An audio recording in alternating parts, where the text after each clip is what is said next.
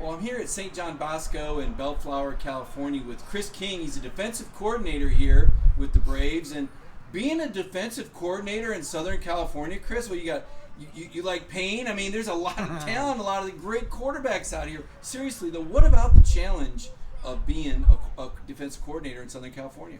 Well, it's a great challenge. You know, some of the top quarterbacks in college football are always from Southern California. You talk about the guys, the leading Heisman candidates this year. You got DJ on that list.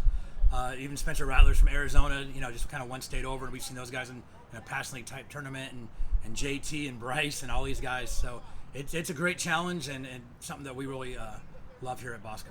You mentioned Bryce. I want to start out there because you guys also had a chance to play Tua when he was in high school in Hawaii, and we see Bryce as a running quarterback, and you got to play him at Mater Dei, a few times. How would you compare Tua to Bryce?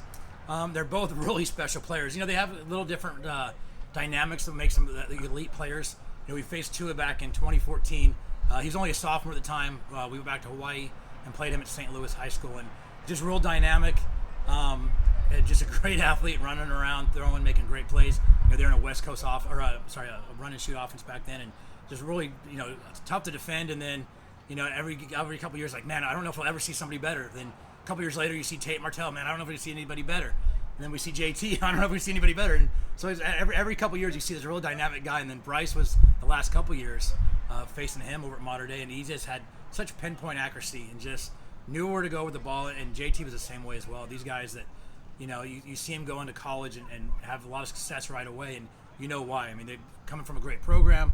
They're well coached, but they're just really dynamic, elite level college quarterbacks. Yeah, I want to dial it back a little bit on Bryce there, because as much as he does have the capability to run, Coach Robinson was saying, hey, we weren't going to run him more, 10% of the time. How do you defend a guy like that? What's going through the minds of these SEC defensive coordinators as they prepare for an Alabama offense with Bryce, do you think? Well, obviously, when we try to face Bryce, we're trying to give him some different looks. They're going to be so well coached. He knows football. I mean, he's been throwing football and studying the game. He's just not out here, just kind of playing quarterback. I mean, this is what he wants to do. He wants to be great at it. So, they're studying film and doing those type of things. So you always try to give them different looks and keep them off balance. It's a little easier, obviously, in the SEC, and you got a little bit more time to be able to do those things. And you got great defensive coaches in that league. A lot of guys from the same, kind of family of style of defense. But again, just trying to give them different looks and try to get those guys uncomfortable. There's some stuff that we gave Bryce that was able to figure out right away. We get after him. We got a couple sacks, and he just kept going, man. It's the Energizer Bunny type thing. You think you got something, and then obviously they figure it out. And a guy like Bryce just obviously is really dynamic and was going to make plays happen no matter what. Yeah, JT, a different kind of quarterback than Bryce. Not the same mobility.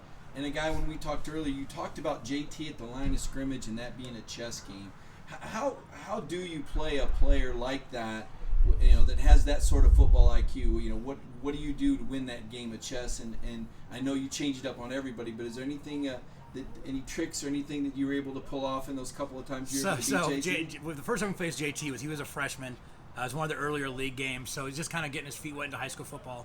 So we had success that game. But the second time, the first time we played him his sophomore year, we'd beat Mater Dei 5 times in a row, and he came out, and we kind of figured, okay, we're going to do what we do. We're Bosco, and JT and the Mater Dei staff had answers for everything, and JT literally, there's no perfect defense out there that takes away everything, and JT was just able to find the weakness in everything, man. It's like, so we lost that game, the first game in league, so we played them again in the CIF finals, and it was, we had to dig back in the deep of the playbook and try to find some exotic looks and some exotic coverages and some pressures, and give him some new stuff. And he was calling a lot of his own plays as a sophomore. And this is at Mater Dei. This is not at some average run-of-the-mill high school. And this is at Mater Dei. He's a true sophomore, and he's just calling the offense and getting them in and out of plays and being perfect. So we figured that, man, if we just give him what we do, he's obviously going to have a lot of success with that because he's just such a high football IQ guy.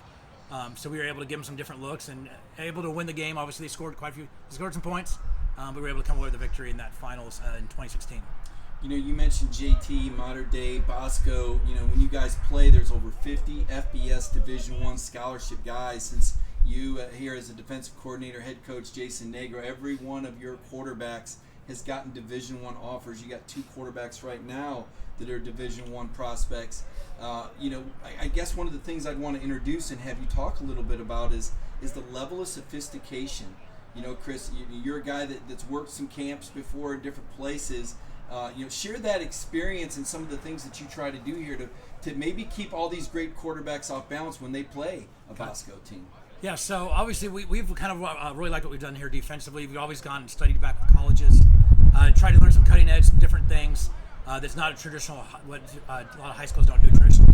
And then obviously was able to go back, and the high school coaches used to be able to work the college camp. So back in 2013, went to Alabama and worked their camp, and was kind of introduced to there's some stuff online about Ripley's match or certain things they did, but we kind of really got into the quarters, the match quarters type stuff, and really excelled from there. And I've actually been back to Georgia a couple times, back to Tennessee, kind of from the same system. We want to see what Kirby Smart did with it, what Jeremy Pruitt did with it, and it's definitely unique, especially here in Southern California. We're going to face great quarterbacks. I mean, we face Matt Corral, Ryan Helinski, JT Daniels, Bryce Young, Tua Tagovailoa, all these different quarterbacks. So if we just go out there and play kind of a country cover 3 or country cover 2, with all the great teams that we play, that's not going to be successful. So, going back there and studying kind of the SEC style defense and what they do has been really helpful for us, kind of be on the national stage and win a couple national championships. With DJU being a former Bosco star, and now he's at Clemson, Venables is a guy, when we talk, I said, hey, they look like they run a little bit of that match zone. They do some other things. How's Clemson a little bit different? I know you said they have some of the same principles is that Nick Saban, Kirby Smart match zone defense. They do a few things different. How would you explain what they do different? So, I mean, if you drew a defense up on the board and put, X's and O's and say, all right, the Saban system, what do they call this? They'd have a word for that.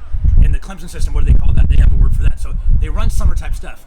Obviously, the difference there is how much 3-down or 4-down packages are they using that week. And again, just situational type situations. 1st and 10, Kirby might be doing more of this, but Coach Venables will be doing more of that. But it's similar style. If you say you draw something on the board and you ask the Clemson coaches, hey, what would you call this or what do you call this? They have names for those type of things. So just the situations they run them and how often they run them, I think are fairly different. But structurally, hey, can we get into this look? In those systems, they pretty much have the same ideas. September 4th, we're going to see DJU and JT Daniels again. Yep. They faced off in high school a few times. You were a guy that got to know DJ pretty well, just from a personality standpoint, seen him in campus here since his freshman year. What would you tell folks about DJ and what separates him as a great quarterback? The thing that separates me when I think about DJ being here all 4 years and think about him is there's nobody that I've met that wants to be great the way DJ does. I mean, he takes coaching, watches film, the weight room. I mean, the guy just doesn't stop.